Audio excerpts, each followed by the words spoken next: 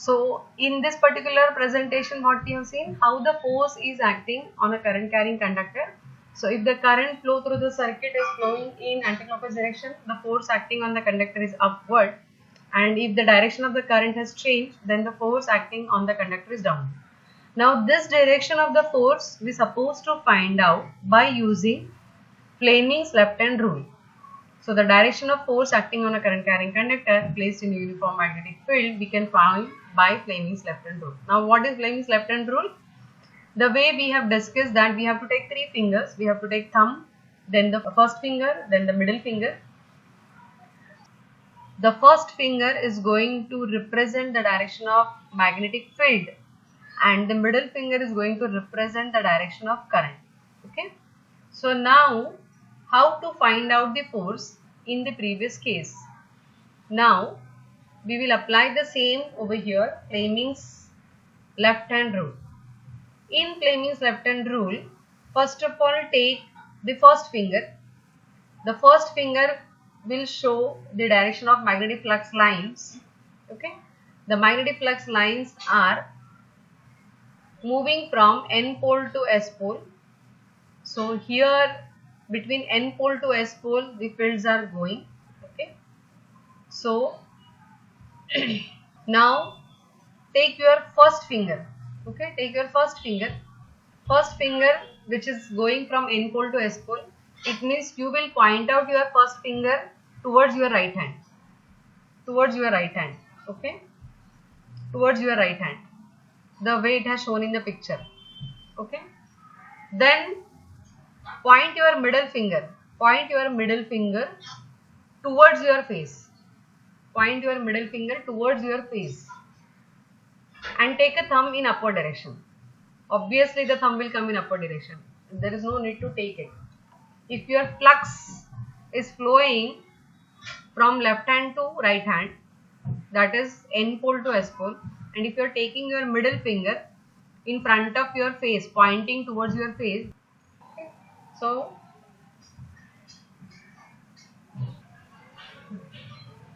in this, the current is flowing through the conductor from positive plate and coming out.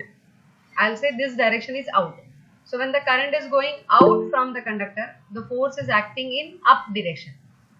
And the lower end, when the current is going in or the current is going inside to the conductor from lower end, then the force is acting in down direction. The lower end we are considering. When the lower end of the conductor is, we are considering, now when the current is flowing in anticlockwise direction, the current is flowing through the conductor out from lower end, so the force is in upward direction. And when the lower end, the current is taking in, the force is acting in down direction. Now everyone understood how to apply Fleming's left hand rule. So this way we have to apply the Fleming's left hand rule, which is used to find out the direction of the force which is acting on a current carrying conductor placed in a uniform magnetic field. Okay. So the statement is, stretch out the first finger, second finger and thumb of your left hand so that they are right angles to one another. If the first finger pointed in the direction of magnetic field, that is from north pole to south pole, and second finger, that's the middle finger, pointed towards the direction of current, then the thumb will point in the direction of motion of the conductor. The motion of the conductor is nothing but the force acting on the conductor. Okay. So now next is why the force experienced by the conductor. The reason is a conductor consists of large number of free electrons. We all know that the conductor carries the current because the conductor is having large number of free electrons available in it.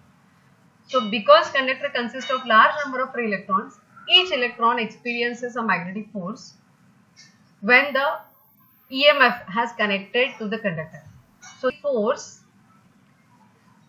has aligned this number of free electrons in a particular direction, and each electron experiences a magnetic force due to the motion of these free electrons in any fixed direction, and hence the conductor itself experiences a magnetic force. So when current is flowing through the conductor, and if that current carrying conductor is placed in a uniform magnetic field, then it is experiencing a force which either in the upward direction or in the down direction, which depends on the direction of the current. Okay. Now If the conductor lies at an angle theta, at an angle theta means what?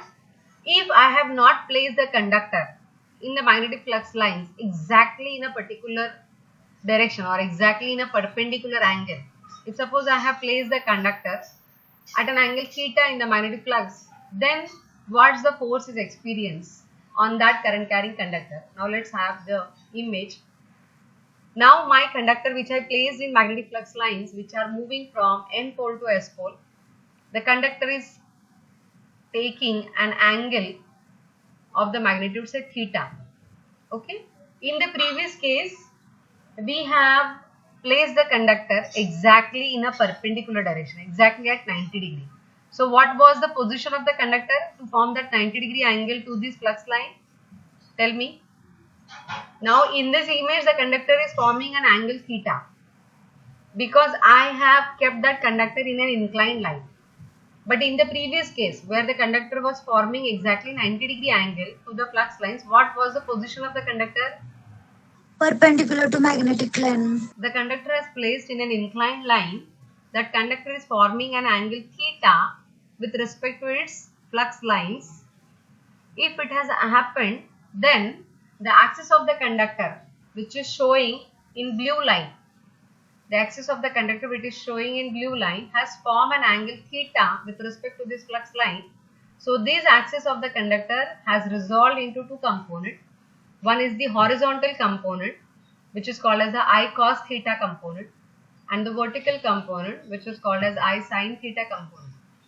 So now tell me, out of these two components, cosine component I cos theta which is the horizontal and sine component that is I sin theta which is the vertical component, which will play the important role to produce a force or to experience a force acting on a conductor, sin theta component or cos theta component? Now tell me, cos theta component is the horizontal or vertical? Yes? Horizontal. Horizontal. These horizontal components are going to cut any flux lines? No. No. Okay. Sin theta component, that is a vertical component, is it going to cut any flux lines? Yes. Okay. So experiencing a force or producing the force current carrying conductor, okay, that force is depending on how many flux lines the conductor is going to cut. So this cutting of the flux lines depends on the position of the conductor in which we are placing the conductor.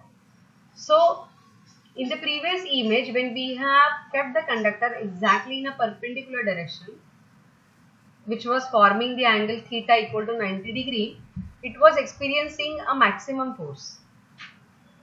If I keep the conductor exactly in the horizontal direction, which is parallel to flux lines, okay, which is parallel to flux lines. Just see the second image. Okay, now here conductor has placed in the horizontal direction. And see the first image. The conductor has placed exactly in a perpendicular direction to the flux line. So when we are keeping the conductor in a perpendicular direction, it is showing that force is maximum. And when we are keeping the conductor exactly in the horizontal direction, it is showing the force is equal to 0. Why? Because when the conductor is in a perpendicular direction, when the angle is 90 degree, the conductor is going to face or it is going to link or it is going to cut every flux line. But when the horizontal direction is there of the conductor, it is not going to cut any flux line. It is going parallel to the flux line. So flux lines are not going to be linked with that conductor. Okay, it is not going to cut by that conductor. So the force is equal to 0. So now tell me, which component is the responsible component to produce the force on a current carrying conductor? Sin theta component or Sin cos theta. Sin. Sin theta. Okay. Sin theta. Sin Yes, theta. very good.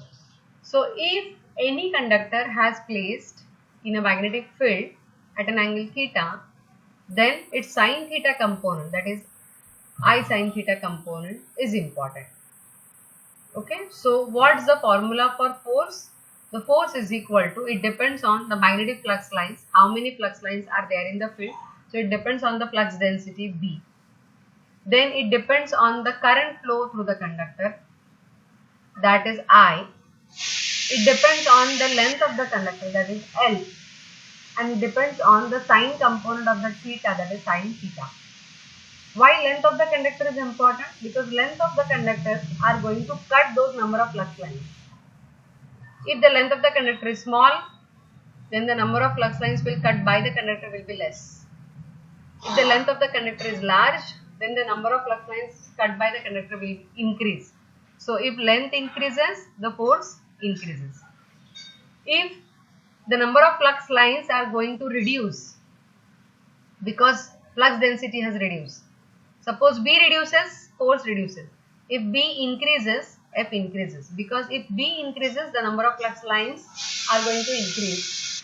If B decreases, the number of flux lines decreases. Okay? So the magnitude of the force experienced on a current carrying conductor F is equal to BIL sin theta. So F is what? F is the force acting on a current carrying conductor. The unit is Newton. B is the flux density. The unit is Weber per meter square. Then I is the magnitude of the current in ampere. L is the length of the conductor in meter. And theta is the angle which makes by the conductor axis with the magnetic field. Okay. So force is maximum when the current carrying conductor is perpendicular to the field and 0 when it is parallel to the field. Okay. Now this particular principle why we are studying? Because we want to study the principle of a motor. Now what is motor? Motor is a device to which we are applying a current or to which we are applying an electricity and we are getting the output in the form of a mechanical motion or mechanical rotation. Example, fan. We are giving electricity input to the fan and what we are getting output from that fan? The rotation of fins. This rotation of fins is nothing but giving you circulation of air. So we want circulation of air, and for that circulation of air or the cool breeze, the fins need to be rotated, and to rotate that fin, we are getting the mechanical motion in the output form. Okay. Now, just see, in a motor, we have windings, and every winding is having a coil, and every coil is having sides of conductor. So one coil consists of two sides of conductor. So here we have taken one side of the conductor, say AB, it is one conductor, and another side of the conductor, say CD. So AB conductor is one vertical conductor and CD is again one vertical conductor. So these AB and CD are connected to each other between A and C, and their ends B and D. So B end has connected to the positive plate of the battery and D end has connected to the negative plate of the battery. So that the battery is supplying the current to that particular coil which consists of two sides of the conductor. One is called AB, another one is called as a CD, and it is having only one turn. Okay, when two sides are connected to each other, it is forming only one turn of the coil. So positive plate of the battery is going to supply the current I, and this current I is going from point B to point A. It means what? AB current is taking the current in. The current is going into the conductor AB, into the conductor AB. So the current is flowing through the AB is in inward direction. Okay. So now the image I have shown of Fleming's left hand rule in the downside, try to implement it. We are taking middle finger, which is showing the current is going into the conductor AB. Into the means what? The middle finger should face away from our face. You have to point out the middle finger away from your face. The flux line are passing from N pole to S pole. So you will take your first finger in the direction of N pole to S pole, that is pointing towards your right hand side. So if the conductor is taking the current in, which is showing by the middle finger, which is going away from your face, and the first finger is going from N pole to S pole, then your thumb is pointing, is it in a down direction? Yes. Is it in a down direction? Yes, ma'am. Okay. Yes. So the red arrow or the brown arrow is showing that this coil side is moving in down direction. So this force acting on AB conductor is in down direction. Now take the conductor CD. From AB, the current is flowing from A point to C point, and then the current is flowing through the CD side. In CD side, the current is going out. In CD side, the current is going out, and then it has reached to the negative plate of the battery. So CD coil side or CD conductor is taking the current out. Okay, now apply your Fleming's left hand rule as per the upper image, okay, which is shown near the N pole. So take your middle finger, which is pointed towards your face. Pointed towards your face means the current is coming out from the conductor. The current is going out from the conductor means the middle finger need to point to your face. Again, keep your fourth finger in the direction of N pole to S pole. That is again going towards your right hand side. So your thumb is going in which direction? Upward. Upward. Upward. It Upward. means, yes, it means CD conductor is moving in up direction and AB conductor is moving in down direction, and these two conductors are connected to each other, which is forming a coil. So this coil will move in which direction? Clockwise or anti-clockwise? Clockwise or anti-clockwise? CD is going Clockwise. up. Yes. Yes. CD is going up and AB is going down. It means coil is moving in clockwise direction. Okay. So this clockwise direction we are getting when the battery is connected in such a fashion that B end is connected to positive plate and D end is connected to negative plate.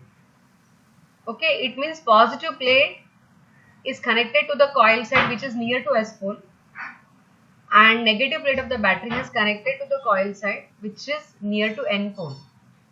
Okay. If I will reverse it, what will happen? If the battery I have reversed it, then what will happen? The direction of the current flowing through AB will be what? Upward. Yes. The current flow through AB is outward. So the force acting on AB is upward. And the current flow through CD is inward.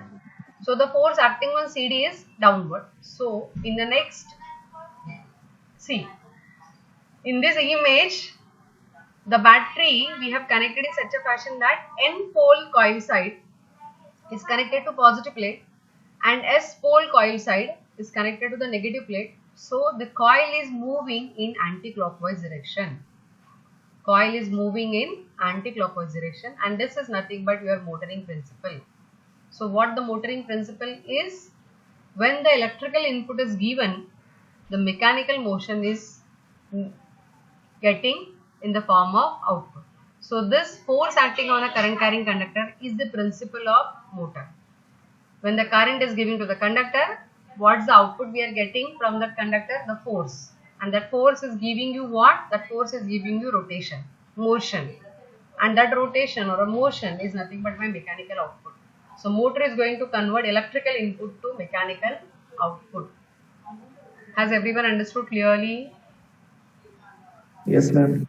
Okay, so application is what?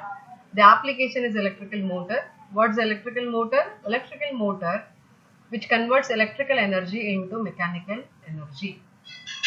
Okay, so in an electrical motor, its action is based on the principle that when the current carrying conductor is placed in a magnetic field, it experiences a mechanical force which collectively produces a driving torque that sets the armature rotating and whose direction is given by Fleming's left hand rule. And the direction of the rotation of the coil can be reversed when the direction of the current is reversed. So if I'll change the battery polarity connected to the coil sides, the direction of the coil rotation will be reversed. Okay, I hope everyone understood clearly.